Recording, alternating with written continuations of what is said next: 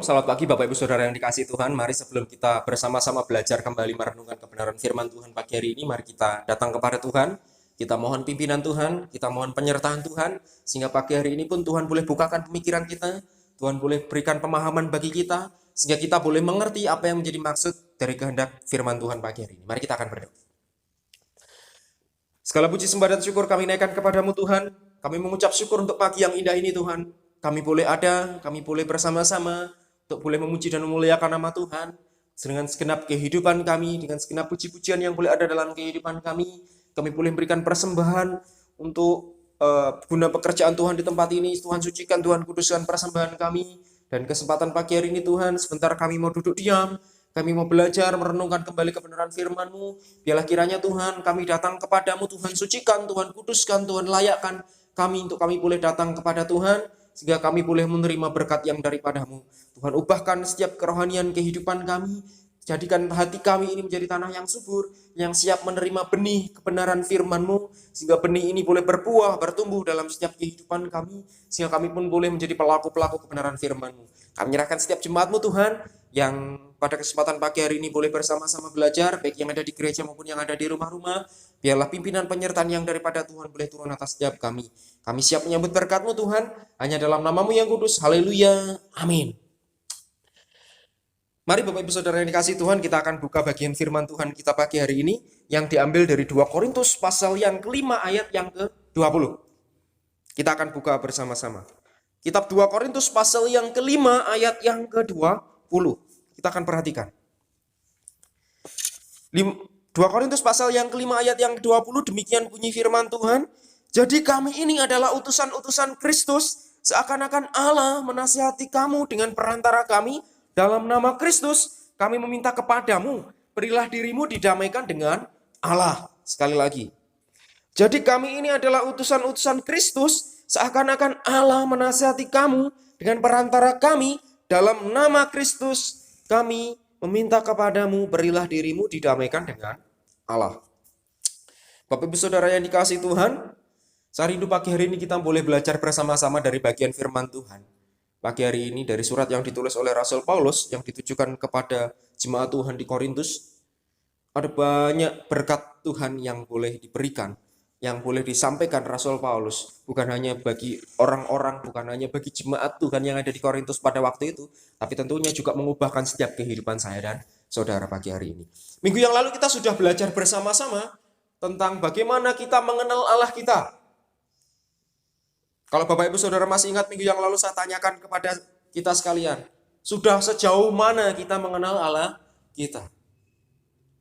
Begitu pentingnya kita mengenal Allah kita. Tidak mungkin kerohanian kita terbangun ketika kita tidak mengenal Allah kita. Tidak mungkin kita mampu membangun kehidupan kekristenan kita ketika kita tidak mengenal Allah kita dengan baik. Makanya diperlukan pengenalan akan Allah. Dan itu prosesnya seumur hidup dalam kehidupan kita. Nah pagi hari ini kita mau belajar bersama-sama, saudara. Saya beri judul bagian firman Tuhan pagi hari ini menjadi duta kerajaan surga. Menjadi duta kerajaan surga. Siapa yang menjadi duta kerajaan surga? Saya dan saudara. Kita yang mengaku diri sebagai pemercaya Kristus. Kita yang mengaku diri sebagai anak-anak Tuhan. Kita ini loh yang nantinya menjadi duta kerajaan surga. Untuk menjadi duta kerajaan surga terlebih dahulu kita harus mengenal Allah kita. Minggu yang lalu kita sudah belajar bersama-sama. Supaya kita mengenal Allah kita. Kenali Allahmu. Ketika kita mengenali Allah kita, kita mengenali sifat-sifat Allah kita. Kita tahu bagaimana Allah kita. Allah kita Allah yang kasih. Kita akan mampu menjadi duta kerajaan surga. Dengan mengenali Allah kita, kita akan tahu tugas dan tanggung jawab kita. Untuk apa kita ada di dunia ini. Saudara, keberadaan kita di dunia ini bukan hanya hidup menikmati apa yang dunia tawarkan. Bukan hanya hidup menikmati apa yang ada di sekeliling kita. Tapi satu hal tujuan utama kita sebagai pemercaya Kristus, umat Tuhan yang taat. Tujuan kita adalah menjadi duta kerajaan surga. Pagi hari ini kita mau belajar bersama-sama dari kitab 2 Korintus pasal yang kelima ayat yang ke-20 tadi. Bapak Ibu Saudara yang dikasihi Tuhan, melalui suratnya yang ditujukan kepada jemaat di Korintus ini, Rasul Paulus sedang mengingatkan pada para pemercaya Kristus tentang keadaan sesama manusia yang hidup berdampingan dengan mereka di bumi. Rasul Paulus sedang mengingatkan pada para pemercaya tentang keadaan sesama manusia yang hidup berdampingan dengan mereka di bumi. Maksudnya apa, saudara? Artinya ketika kita hidup di dunia bukan hanya yang sama dengan kita saja. Tapi ternyata di luar sana masih banyak orang yang tidak sama dengan kita. Di sini Rasul Paulus ingatkan kepada orang-orang yang ada di Korintus pada waktu itu. Pada pemercaya Kristus pada waktu itu. Tentang keadaan sesama manusia yang hidup berdampingan dengan mereka di bumi. Bahwa masih banyak didapati orang-orang yang tanpa mereka sadari, mereka masih hidup sebagai musuh-musuh Allah. Sebagai seteru-seteru salib Kristus. Mereka yang hidupnya masih jauh dari tatanan Tuhan. Nah, orang-orang yang seperti apa? Orang-orang yang memiliki tujuan hidup yang berlawanan dengan tujuan Tuhan. Orang-orang yang tidak mau mendengarkan apa yang Tuhan sampaikan. Orang-orang yang tidak mau hidup dalam tatanan-tatanan Tuhan. Masih banyak, Bapak Saudara. Untuk itu Rasul Paulus tuliskan bagian firman Tuhan ini ditujukan kepada orang-orang di Korintus pada waktu itu. Rasul Paulus sedang mengingatkan mereka. Mengingatkan para pemercaya tentang keadaan sesama manusia yang berdampingan. Ternyata masih banyak orang-orang yang menjadi seteru-seteru Kristus. Orang-orang yang memiliki tujuan hidup yang berlawanan dengan apa yang menjadi firman Tuhan. Belum lagi orang-orang yang hidup dalam berbagai pelanggaran dan dosa. Yang hidup dengan apa yang dunia tawarkan, yang mudah tergoda dengan apa yang dunia berikan. Pertanyaannya sekarang, kenapa kok ini disampaikan Rasul Paulus kepada orang-orang di Korintus pada waktu itu? Bapak Ibu Saudara yang dikasihi Tuhan, hal ini disampaikan karena cepat atau lambat. Nah, Rasul Paulus ini mau sampaikan. Rasul Paulus ini mau membuka pemikiran orang-orang pada waktu itu. Membuka pemikiran orang-orang percaya pada waktu itu. Bahwa cepat atau lambat akan datang saat di mana kemah tempat kediaman manusia di bumi ini akan dibongkar. Di mana Tuhan telah menyediakan tempat kediaman di sorga bagi siapa yang percaya kepadanya. Ayat 1 kalau kita perhatikan dalam Asal yang kelima, di sana dikatakan apa? Karena kami tahu bahwa jika kemah tempat kediaman kita di bumi ini dibongkar, Allah telah menyediakan sesuatu tempat kediaman di sorga bagi kita, suatu tempat kediaman yang kekal yang tidak dibuat oleh tangan manusia. Artinya apa, Saudara? Rasul Paulus mau mengingatkan kepada mereka. Waktumu di dunia ini loh terbatas. Rasul Paulus mengingatkan di luar sana masih banyak orang-orang yang belum percaya. Di luar sana masih banyak orang-orang yang perlu ditolong. Masih banyak orang-orang yang perlu dituntun masuk ke dalam tatanan-tatanan Kristus. Rasul Paulus mau mengingatkan bahwa kehidupan kita di dunia ini singkat. Tidak ada orang yang kekal di dunia ini. Bukan hanya orang, semuanya yang ada di dunia ini sifatnya tidak ada yang kekal. Itu yang mau Rasul Paulus ingatkan. Bahwa cepat atau lambat akan datang saat dimana kemah tempat kediaman manusia di bumi ini akan dibongkar oleh Tuhan. Karena apa? Tuhan sudah menyediakan tempat kediaman di sorga bagi siapa yang percaya kepada Dia. Artinya apa, saudara? Yang artinya ada kematian yang bisa datang kapan saja, setiap saat kepada setiap manusia. Saya dan saudara. Kita ini manusia yang terbatas. Kita tidak pernah tahu sampai kapan kita ada di dunia ini. Untuk itu Rasul Paulus mengingatkan kepada orang-orang di Korintus pada waktu itu. Bahwa kapan saja, setiap saat Tuhan bisa datang menjemput saya dan saudara. Kematian bagi mereka yang ada di dalam Kristus sudah jelas, sudah pasti. Bapak sudah menyediakan tempat di surga. Kediaman kita sudah jadi ketika Tuhan datang menjemput kita. Kemudian bagaimana dengan kematian bagi mereka yang belum mengenal Kristus? Pertanyaannya. Kalau saya dan saudara, setiap kita sebagai pemercaya Kristus, tempat kita itu sudah jelas di sana. Kalau mau dikatakan sudah dikapling. Tuhan sudah sediakan tempat di sana bagi setiap saya dan saudara yang taat sampai akhir nanti. Kaplingnya wis siap, saudara. Tinggal nunggu Tuhan datang jemput kita. Terus ditandai di sana. Nah pertanyaannya, bagaimana dengan orang-orang yang belum percaya dengan Tuhan? Bagaimana dengan orang-orang yang belum percaya dengan Kristus? Nah, saudara, Tuhan kita, Allah kita, Tuhan tidak menghendaki setiap orang, satu orang pun yang binasa. Nah, Bapak Ibu Saudara yang dikasihi Tuhan, sebagaimana dulu kita sebagai manusia berdosa, diperdamaikan dengan Bapa di sorga melalui Kristus, Tuhan angkat kita dari lumpur dosa, Tuhan tidak melihat kehidupan masa lalu kita, Tuhan angkat kita, Tuhan berikan kita pakaian yang baru, kehidupan yang baru. Tuhan angkat kita dari manusia yang berdosa melalui perantara Kristus. Demikian Tuhan mau kita hari ini sebagai orang-orang yang sudah diselamatkan tampil menjadi utusan-utusan Kristus. Tampil menjadi duta-duta kerajaan surga. Tampil menjadi utusan-utusan Kristus di bumi untuk memperdamaikan mereka yang belum mengenal Kristus. Orang-orang yang belum mengenal Kristus di luar sana. Meskipun Rasul Paulus menyadari bahwa ada orang-orang percaya yang masih hidup bagi dirinya sendiri. Namun ada orang-orang percaya yang sudah hidup bagi Kristus, yang sudah telah mati dan telah bangkit untuk mereka. Kalau kita perhatikan ayat yang ke-15, saudara. Ayat 15 di sana dikatakan, dan Kristus telah mati untuk semua orang, supaya mereka yang hidup tidak lagi hidup untuk dirinya sendiri, tetapi untuk Dia yang telah mati dan telah dibangkitkan untuk mereka. Saudara, di sini pun Rasul Paulus menyadari bahwa ada orang-orang percaya yang masih hidup bagi dirinya sendiri. Hidup bagi kepentingan dirinya sendiri. Tapi tidak sedikit pula ada orang-orang percaya yang sudah hidup bagi Kristus, yang telah mati dan telah bangkit untuk mereka. Nah, Bapak Ibu Saudara, kalau kita perhatikan di sana tadi ada kata utusan-utusan. Kata utusan-utusan Kristus diterjemahkan dari bahasa aslinya prosbueo, yang artinya adalah duta besar atau orang yang bertindak secara representatif. Di dalam bahasa Latin yang sering digunakan orang Romawi pada waktu itu adalah legatus, saudara. Legatus ini artinya utusan diplomatik yang dikirim untuk misi ke sebuah negara. Artinya sebuah utusan dari satu negara, dari satu kerajaan untuk urusan diplomatik.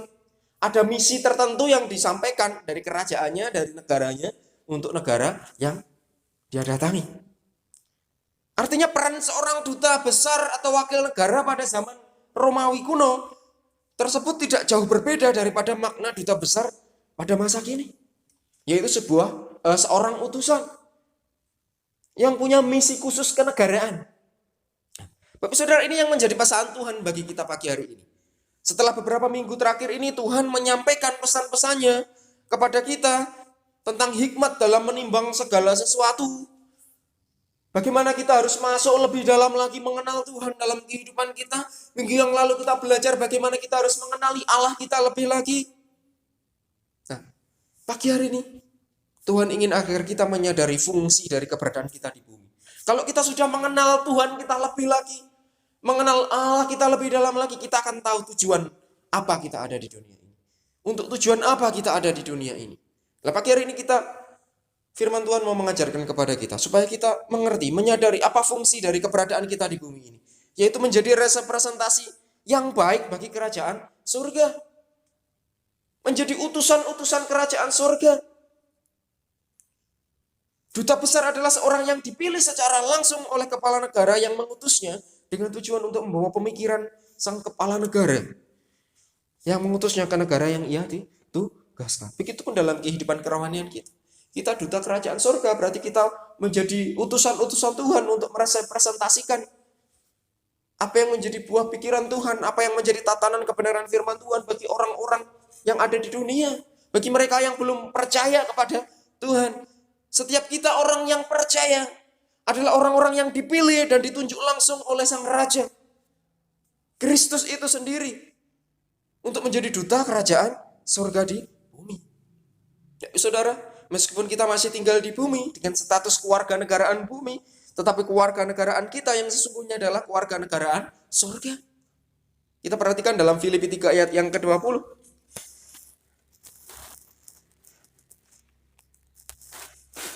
Filipi 3 ayat yang ke-20 kita akan perhatikan.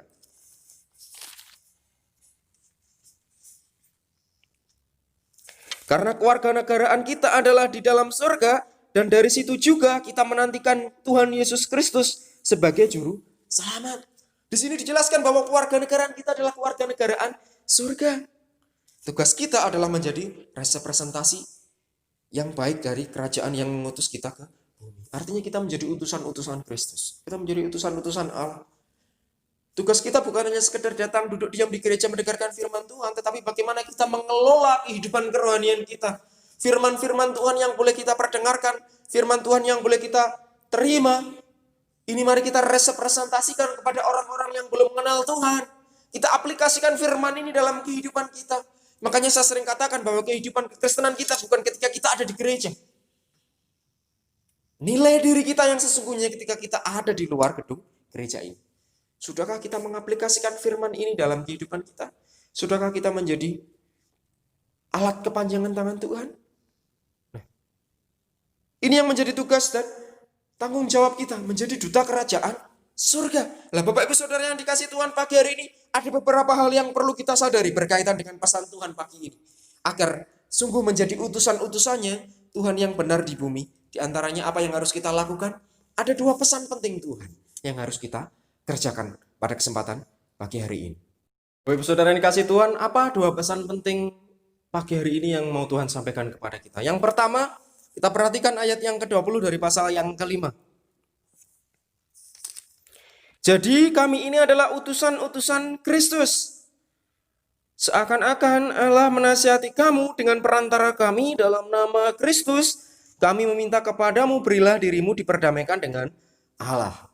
Bapak Saudara, ketika kita berbicara tentang duta kerajaan surga, berarti kita harus menyadari tentang apa sih itu duta kerajaan surga? Apa sih tugasnya duta kerajaan surga? Fungsinya seperti apa lah? Pesan Tuhan yang pertama, Tuhan mau ingatkan kepada kita bahwa kita harus menyadari fungsi seorang duta besar, yaitu apa? Menjembatani.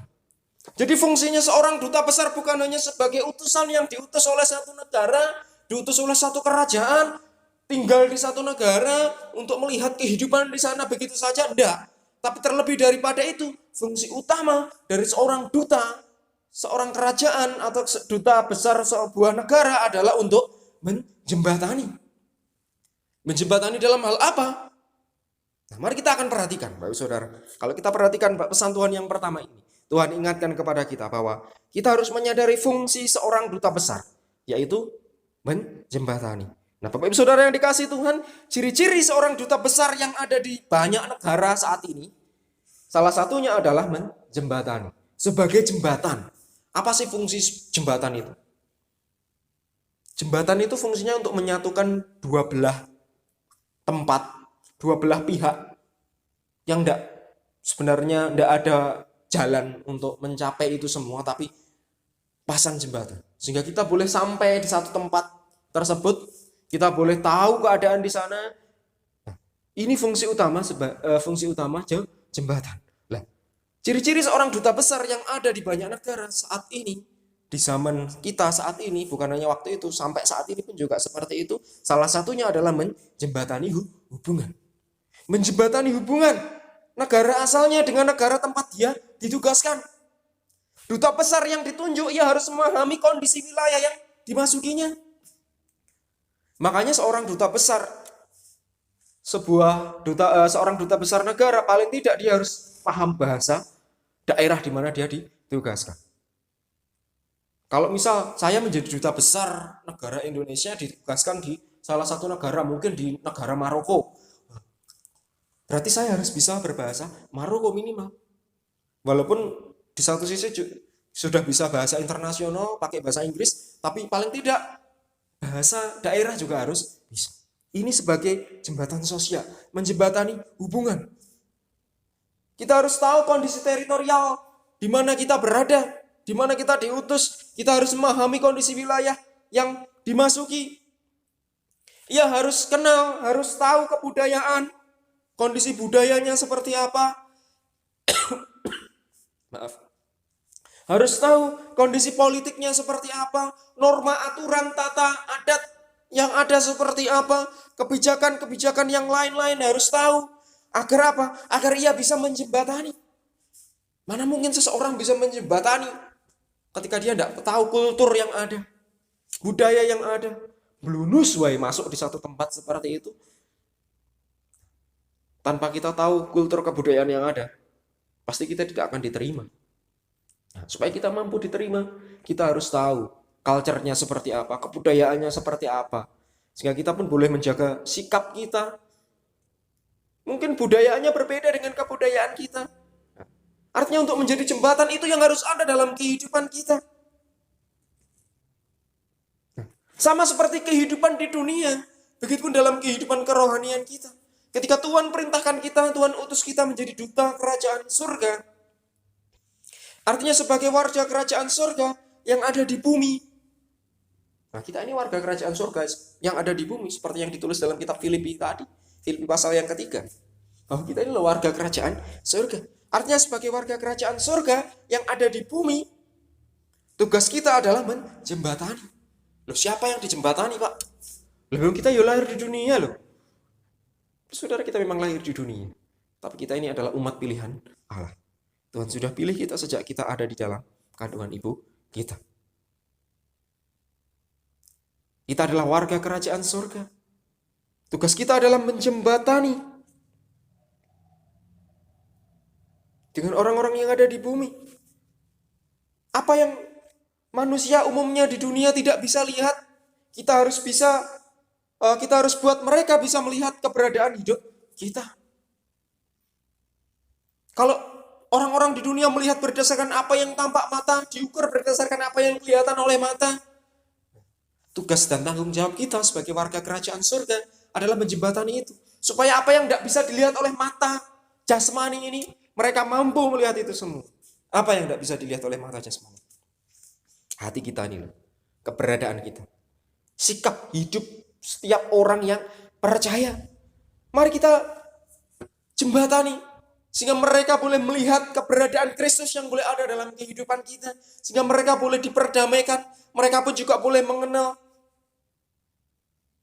Sehingga mereka juga boleh menerima mahkota keselamatan yang daripada Tuhan. Itu tugas kita sebagai warga kerajaan surga. Tugas kita sebagai duta kerajaan surga. Menjadi utusan-utusan Allah. Menjembatani apa yang dunia tidak bisa lihat. Bapak saudara yang dikasih Tuhan, sebagaimana Yesus pun datang ke dunia, yang mengambil peran pendamaian antara kerajaan surga dengan kerajaan dunia. Di mana kita tahu ada jurang pemisah yang begitu luas, jurang pemisah yang begitu dalam, lebar antara Bapa surgawi dengan manusia akibat dosa. Akibat dari dosa.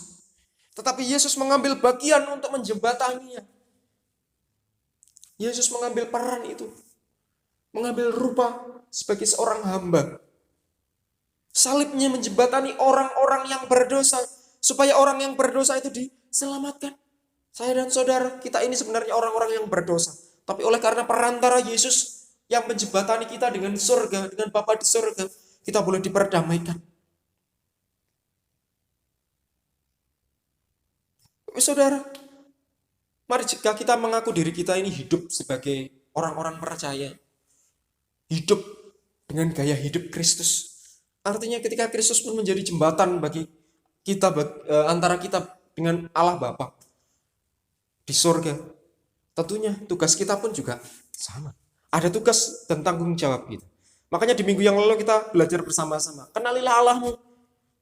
Dengan kita mengenal Allah, kita akan tahu tugas dan tanggung jawab kita yang sesungguhnya. Akhirnya kita belajar bahwa tugas dan tanggung jawab kita menjadi duta kerajaan surga.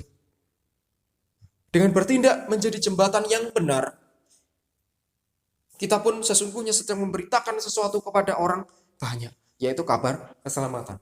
Memberitakan berPI, penginjilan, tidak harus muluk-muluk, harus menggebu-gebu seperti ini, kamu harus percaya, kamu harus seperti ini.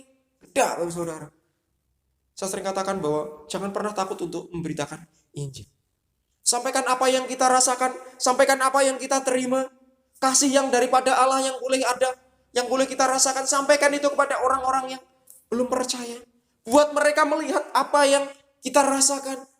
Buat mereka melihat apa yang tidak mampu mereka lihat dengan mata jasmani mereka. Biar mereka melihat dengan hati nurani mereka. Sehingga mereka mampu melihat Kristus yang boleh ada dalam kehidupan saya dan saudara. Nah, ini loh ber-PI yang sesungguhnya.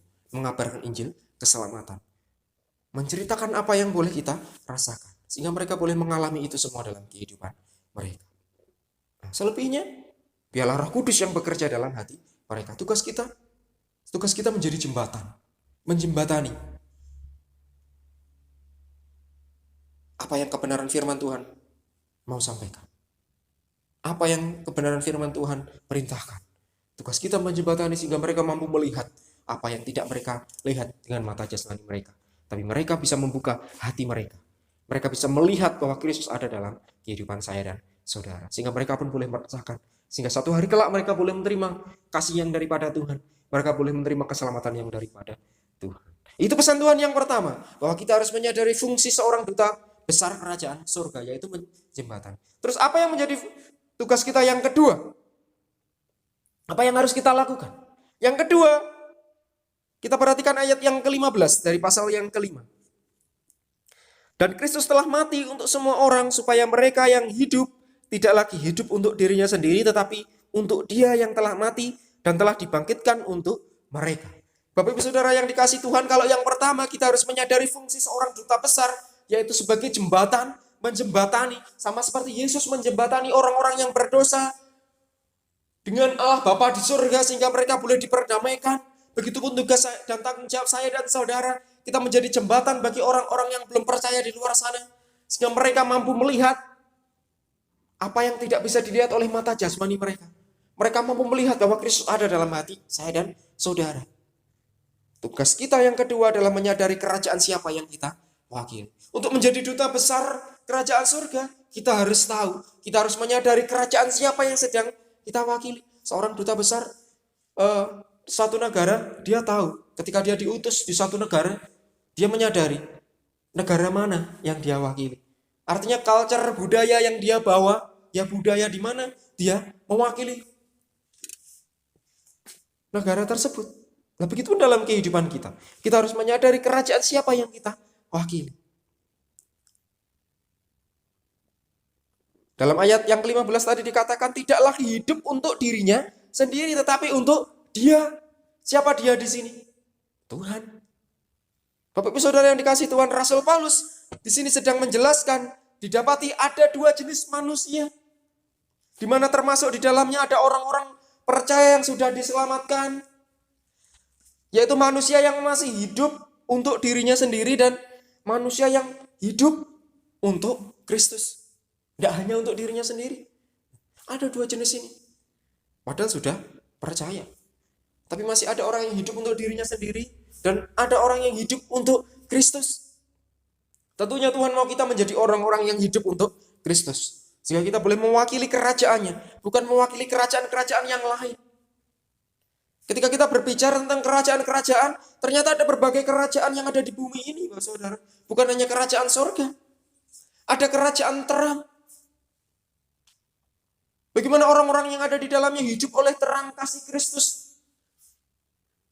Bisa dipastikan ketika kita hidup di bawah kerajaan terang, kita mampu melihat segala apa yang ada di sekeliling kita. Yang baik, yang tidak baik. Ada kerajaan gelap. Gelap. Tidak kelihatan petang, Bapak Saudara. Artinya apa? Kalau kita berada di dalam situasi yang gelap, kita tidak bisa melihat apapun. Ketika kita tidak bisa melihat apapun, ya kita tabrak semuanya. Ada kerajaan dunia. Orang yang masih hidup dengan apa yang dunia tawarkan. Mudah tergoda dengan apa yang dunia tawarkan. Bahkan ada kerajaan dari dirinya sendiri. Orang yang hidup hanya untuk dirinya sendiri. Semuanya untuk dirinya sendiri. Opo-opo aku, opo-opo aku. Bapak Saudara, masih banyak yang lainnya. Bapak Saudara dikasih Tuhan, mari kita pastikan bahwa setiap orang yang percaya tidak menjadi representasi bagi kerajaan yang lain selain kerajaan surga. Nah, bagaimana kita dapat mengetahui kerajaan siapa yang kita wakili? Bagaimana kita tahu kita ada di posisi yang mana? Bapak Saudara, kita harus memahami prinsip seorang duta. Bahwa seorang duta, bahwa perilaku seorang duta akan mencerminkan kerajaan siapa yang diwakilinya.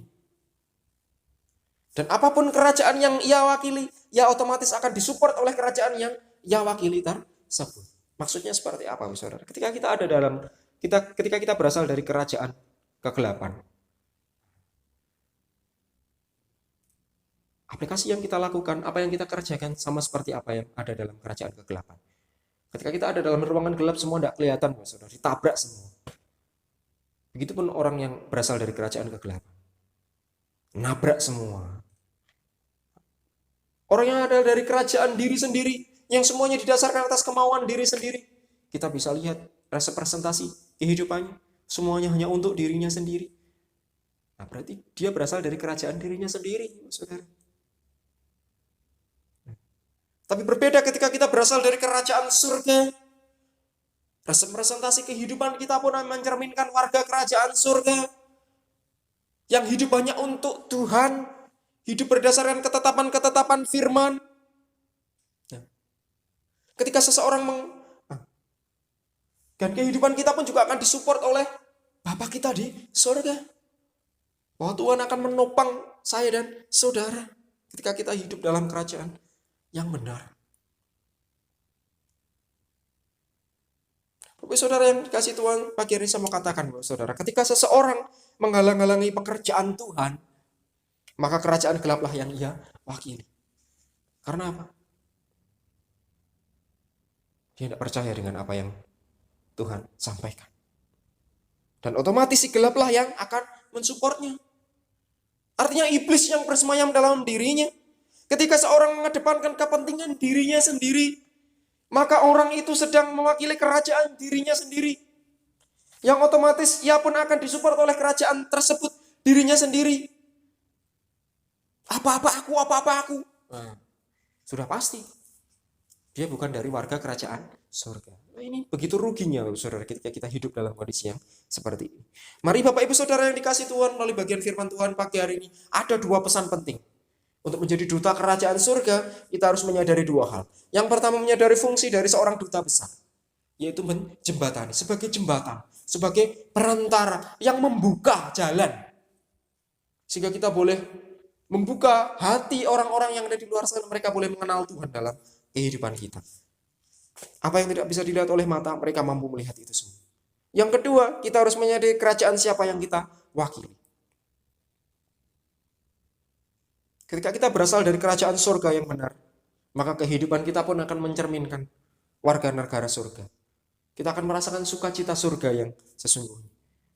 Maka Allah Bapa di surga sendiri yang akan mensupport kehidupan kita.